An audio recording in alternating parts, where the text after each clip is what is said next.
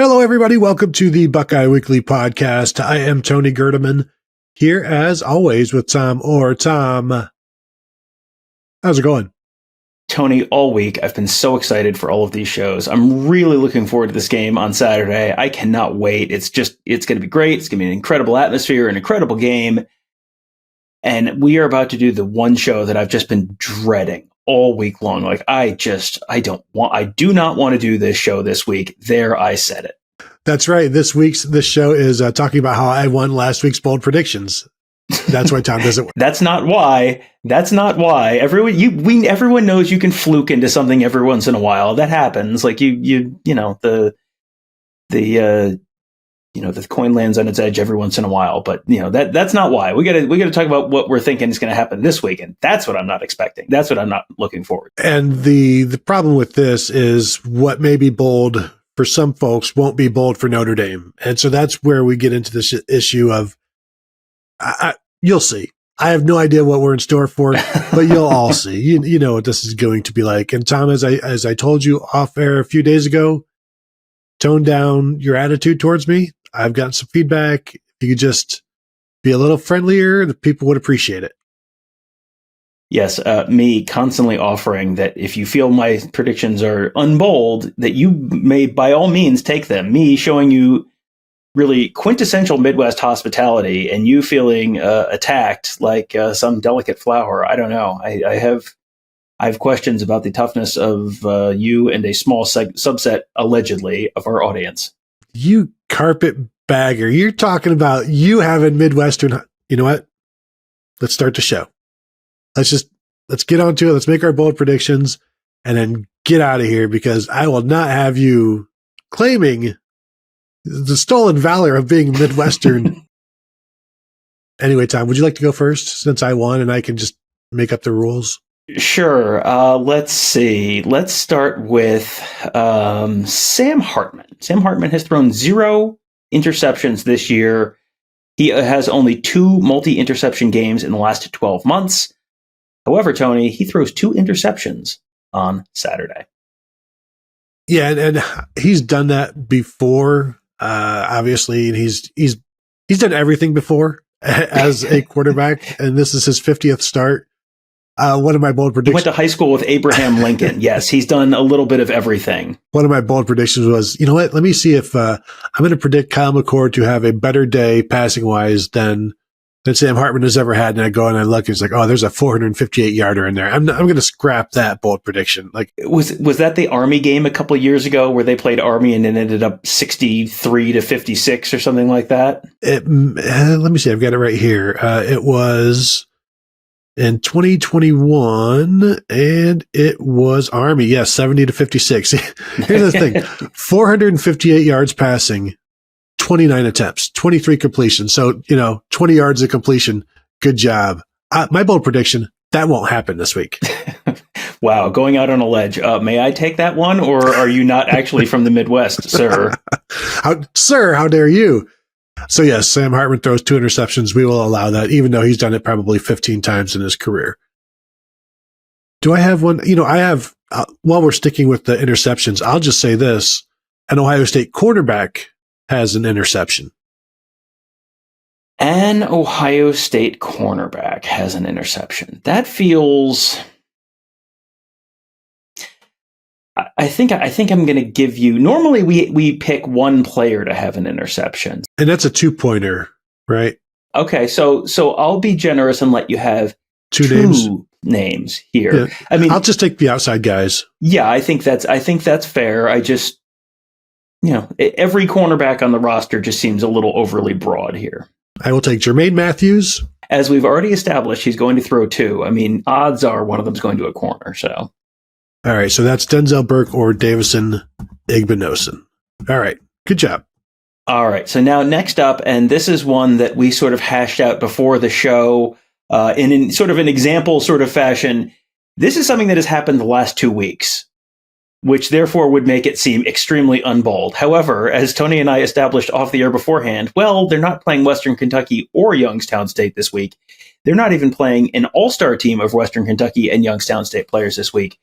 So therefore, when I say TreVeyon Henderson scores 2 rushing touchdowns in a game where I'm picking them to maybe score 4 touchdowns total, that is, it does this week, and this week only, count as bold.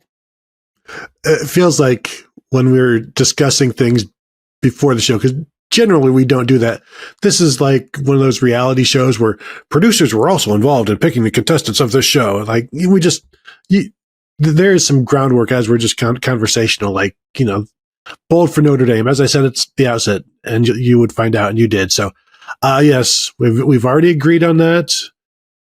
And congratulations, Tom. You got one over on me there. That's the last one, though. Yeah, this is going to be so annoying because either this stuff is going to sound so milquetoast that everyone at home is going to go, "What? That's nothing," or we're gonna not even come close. It's going to be halftime, and we're going to go, "Oh, none of us are going to hit any of these." Okay, so it's a great time to be alive. You want milquetoast? I give you. Kyle McCord will have a rush of at least 10 yards. His career long is 8. Well, I hate it. I'll give you that. I mean, he's now started 4 games. Hasn't done it. You're playing a better defense. I have to like that. This is one that I have to give you based on creativity. Like it's not. I mean, it is. You can taste both the toast and the milk in this one, but it's milk with a QUE, which is how you know it's fancy. I grudgingly have to allow this, which is deeply annoying, but we are where we are on this at this point. Fantastic. All right. So my next one, this is something that has not happened in at least the last 7 games. In fact, the last time it happened was a real outlier of a game. It happened at the Northwestern game last year, which you and I were there. It was a meteorological outlier for sure. Tommy Eichenberg and Steel Chambers combine for 19 tackles or more. Yeah, I also have a Tommy Eichenberg one, but it's 19 tackles or more. I mean, and how many times before that did they do that? Do you know offhand? I went back and looked, and they did it against Northwestern last year. They did it against Penn State last year, I think. Penn State, they just barely hit it on those 2, and then because I like it. I think, unless Eichenberg hit 14 against Wisconsin, so he did it against Wisconsin, Penn State, and Northwestern last year. And this is a similar type of offense to what they were able to do it against in terms of run base. Because one of mine was going to be, like 13 or 14 tackles for Tommy Eichenberg, but he's done that like 4 or 5 times. Just feels like he is going to be very busy. 19,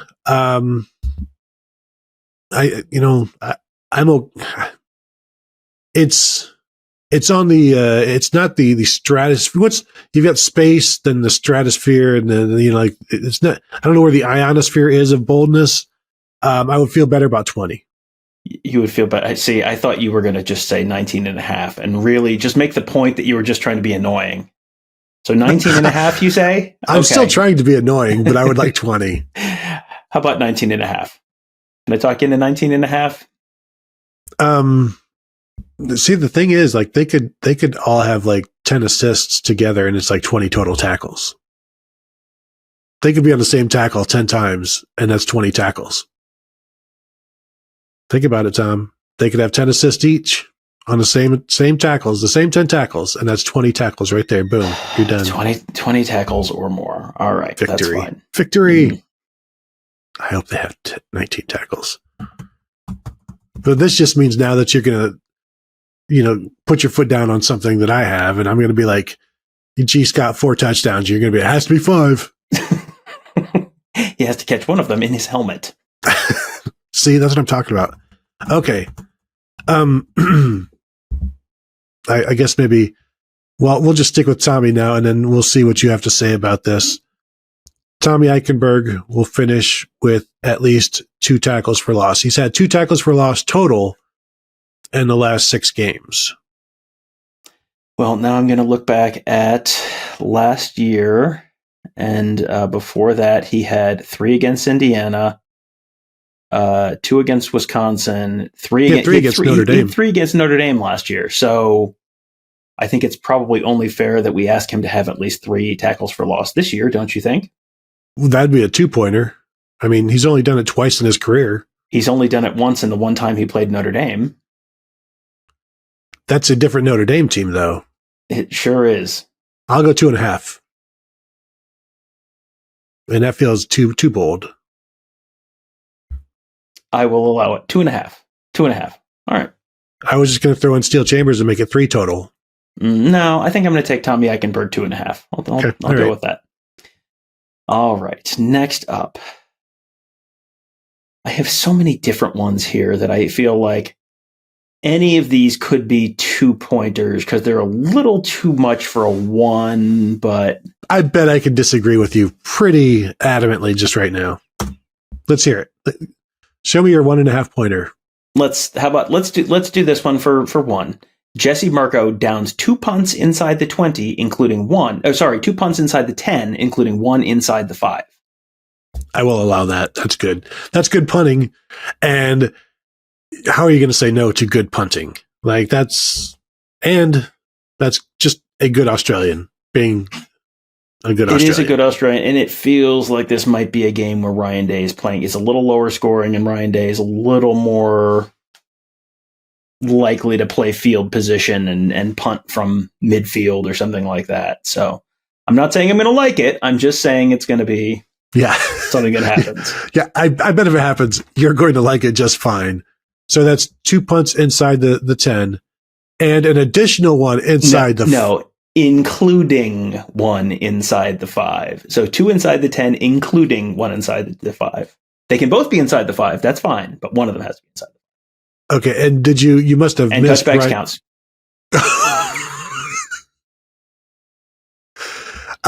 No, touchbacks do not count. You must have missed Ryan Day's radio show where he said they're going to let it rip. Talked about the same attitude that they had against Georgia. So I don't expect any punting at all. Is that one of my bold predictions? No. If you want to take Ohio State does not punt the football outside of its own 30-yard line, I would happily give you that one because that's one where if you get that point, I will be smiling and nodding and going, good. The game is being managed as it should be. All right. What is no punts worth? Like no Ohio State punt. Is that a 2 or a 3-pointer? No Ohio State punts? Because they've done it before, but they have done it before, but in this game, that feels like a 3-pointer. Not that it's going to be mine. That does feel like a 3-pointer, but yeah, unless they turn the ball over a bunch, that feels unlikely. Hope. Yeah, we'll see. My next one, Tom, and I've done this one before, and it may have worked out or may not. I can't quite remember. I think we're going to see some Sonny Styles in this game. I think you would agree. So how about Sonny Styles 2 impact plays, be it pass breakup, interception, sack, tackle for loss, fumble recovery, forced fumble, something of that nature. Kickoff return touchdown. 2 impact plays for Sonny Styles. Would you like to humor me with the number of impact plays Sonny Styles has had in the last 3 games? Do you have the number there that you're trying to? No, I'm not. I'm trying to. Get I can bring that up for you. So we're talking. Sonny Styles. So far this season, he has 1.5 tackles for loss. He has no pass breakups. He has, I think, no interceptions, no forced fumbles, no miscellaneous stats. So he has basically 2 impact plays in 3 games. I'm saying he's going to have 2 impact plays in this game alone. Okay. I think that's fine. That's a good one. I will allow that one there. Thank you. All right. So I have one more 1-pointer. Is that correct? That is correct. Is Cade Stover scores a touchdown? Is that bold? Is that sufficiently bold or not? It is not because, no, it's not. I'll just say that. All right. So, I have 3 here, and I think I'm going to go with Ohio State and Notre Dame both attempt and fail to convert on at least one fourth down. So if someone is 0 for 0 on fourth downs, the fact that they didn't convert one doesn't count. They have to go for a fourth down and not make it. Both teams do that at some point on Saturday.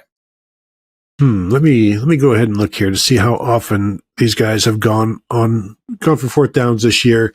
I'm just looking. Ohio State has done it 3 times or eight times, and they've converted 6. So they're doing it about 3 times a game. Notre Dame is 3 for 4 this season, or 3 for 3 this season. So they're each doing it one and getting it once per game. So. And here I am boldly predicting it will not happen. So Notre Dame does something it has literally never done this entire season, Tony. And Ohio State has to do something on top of it. Now, so you're saying, give this back. You're saying that they will both attempt and both fail. They will both attempt and fail on fourth down at least once during the course of the game. So if one of them goes for it and doesn't get it, and the other one doesn't attempt one, that doesn't count. They both have to attempt and miss on a fourth down, get stopped on a fourth down. I hate this one because Ohio State has failed in 2 of their first 3 games. Of course, as you said, it has literally never happened this year for Notre Dame. And as we know, that is canon when you can cite something like that. Let me just, and yes, we've already said this, and I have my own words. This is a different Notre Dame team than last year. Blah, blah, blah. I'm so stupid. Don't cut that out. I'm looking at last year, and not that it matters because we're probably going to allow this, but they were 7 of 16 last year, but 0 for 0 against Ohio State. Now that was a much more conservative Notre Dame team. So not only have they not done it this year, they didn't do it last year when these two teams played as well. Okay, you're talking me into 2 points if that's what you're trying to do. We'll just say 1 point, leave it there. Each team tries and fails their only fourth down attempt. I didn't say only. I did hear you say 1.5 points, which is fine. I will allow. That's a very good compromise, and I strongly agree. Wait for my half-point freebie. Okay, so now we are to my final 1-pointer. And the reason I said that Cade Stover scoring a touchdown is not bold is because one of my 1-pointers is G. Scott scoring a touchdown. Okay. That's good. I like that one. That's feels a little bit more like 2, but I feel like he's due. So I'm not going to try to be greedy here. That's for the 2-pointers and the 3-pointers. This is a good one because it's not something that you've seen happen a lot, but this is the kind of game where you break out something in the goal line that's, everyone's looking for Marvin Harrison or Emeka Ibuka or Cade Stover, and you leak G. Scott out the back, or, this is a Mitch Rossi touchdown game kind of, in memoriam. He's not dead. He just doesn't play football for Ohio State anymore. It just feels like this is one where you're going to see someone weird score a touchdown, and I think that's a good pick. So I like this one on your behalf.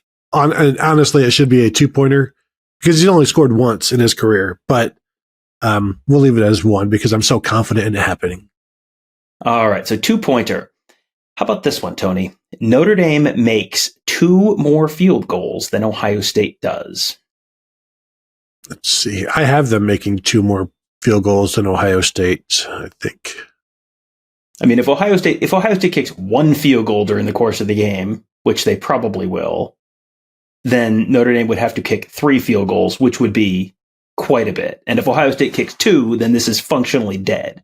And I think that's a possibility. I'm aware of how arithmetic works, Tom. Thank you. Sometimes I feel like I need to explain this stuff to you because this is what people are talking about, Tom.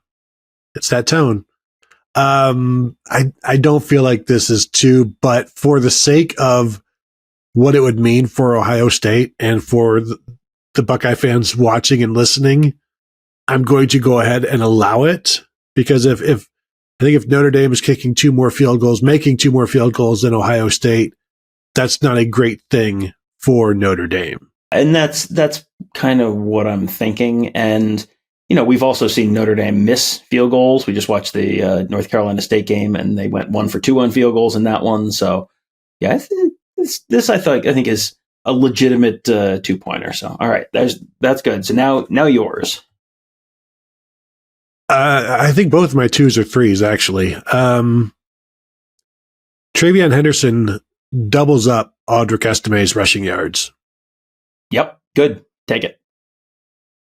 This is for the good of the order. Like if everyone in the audience sees you hit this one, everyone in the audience is probably going to be pretty happy. So I will allow that. And I will say Audric Estime is rushing for twice the number of yards. Like Estime is 130 yards per game right now, and TreVeyon Henderson's at like 63 and 63.5 or whatever. So he's more than doubling him up. So like I said, it's definitely a 3-pointer, but my other 3 is probably a 4. So inflation is just getting us in so many areas of life right now. All right. So here's what I need to ask you on this one, because no 3-pointer. This is, I need you to set the bounds of this for me. Last week, I tried to pick the number of first downs Ohio State got. Exact number of first downs, and I was off by 1 for 3 points. It was really, frankly, should have gotten 2.5 for being so close. But that's neither here nor there. We're not here to relitigate last week. Kyle McCord passing yards during the game. How big of a band do I get here? Like, obviously picking one specific number for passing yards is stupid. That's like 15 points. Picking 25 yards feels too broad for 3 points. So do I need to pick is it like a 17-yard window that he has to fall within 17 yards? Is that a reasonable number? I think that's the number I was going for. It's the price range finder, the range finder on the Price is Right. So you've got that red area is 17 yards. All right. 17 yards. All right. So I'm going to say, and it feels like it would be easy enough to do. Yeah, except I'm looking at this and going, boy, that 17 feels like a bigger number until you're trying to do this, and then it's like, boy, that's really small, because the mountain climber falls off pretty quickly after the first one. I'm going to say 267 to 284. I like that number. I was thinking about a little higher, and it felt, 287 to 304 just felt a little too high. So I'll go 267 to 284 for Kyle McCord passing yards. Okay. I also have a Kyle McCord 3-pointer. Kyle McCord finishes with between 250 and 700 yards. Nailed it. That's what the people are talking about, Tom. That's unacceptable. It's not what people have come here to listen and or watch. Kyle McCord throws for at least 100 more yards than Sam Hartman.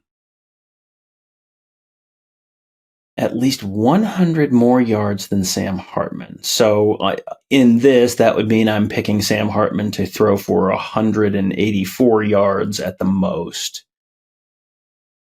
Set the number. Well, unless Kyle McCord goes over 130. Well, I guess if you're gonna offer up 130, I pretty much have to take 134. Gosh, dang it! Why couldn't I say 116? I don't make the rules, Tony. I mean, kind of I do, but I don't make the rules. So 134 more yards than Sam Hartman. Yeah, that's a good one. And boy, if both your 2 and 3 pointers happen, boy, Ohio State fans are having a real good time on Saturday night. Just wait till they see the freebie. Oh, once again, for the 7th consecutive week, your freebie should be, I forget to set the freebie. That's boy, that's guaranteed to hit for you every week. All right. It's like you don't even care about throwing a point my way. The free bold prediction is the first thing I do each week. Okay. Kyle McCord completes at least 2 passes on Saturday. Okay. All right. I had to do. Is that fair? Or do I need to make it an Ohio State quarterback completes at least 2 passes? Let's just say you said completes at least 2 passes on Saturday. Let's just say for the game, because there could be a weather delay true. and the game continues on a Sunday. Oh, man, let me tell you, if that game kicks off at 11:30 p.m., I am no longer going to be excited for that game. So it's going to be a long day Saturday. It doesn't need to get any longer. All right, so here's my final one for you. Marvin Harrison Jr. has a catch of at least 7 yards. At least 7 yards. That's fine. I think the one I gave you is more likely to happen, but that's just my Midwestern hospitality. That's fine. Which one of us has handed out a free bold prediction that did not hit? Well, that was really your fault. I mean, you're the one who took it. I don't recall you even like fighting me on it. That was one that felt extremely, extremely likely to hit, and then due to a random confluence of events, if Marvin Harrison Jr. falls into the Springfield mystery spot, I'm not going to blame you for that. Now, the listeners might. I wouldn't. I would never, but the listeners might. I can't speak for them. The great thing about this is if Kyle McCord completes 2 passes and they're both to Marvin Harrison, but they're like 3 yards each. And that's the only point that happens. Yes, no, I'm hoping Kyle McCord completes exactly 1 pass, but it's for 273 yards. If we can make that happen somehow, that would really hit the, like when you scratch a dog in just the right spot and its leg starts doing that. I might do that if he somehow throws 1 pass for 273 yards. Like, why is there a leg in and out of this photo? Each of these photos that Tom is shooting. Does he not know how to crop photos? No, not at all. No, never had one lesson. So there you go. Bold predictions. Fairly amicable, which I appreciate. You appreciate. I don't know if the people appreciate it, but this is a big week for everybody. And so different levels of boldness. Just wait till next week's bold predictions against the open week. You are going to see some things, my friend. Yeah. Are we doing Michigan bold predictions next week? What are we doing next week? If only we had 9 hours in the car to talk about it. Dare to dream. So that will do it. I want to thank you all for tuning in. As always, find us at BuckeyeHuddle.com. Look at becoming a member there. Also find us at YouTube.com/BuckeyeHuddle as well. So thank you all for tuning in, and we'll talk to you guys later.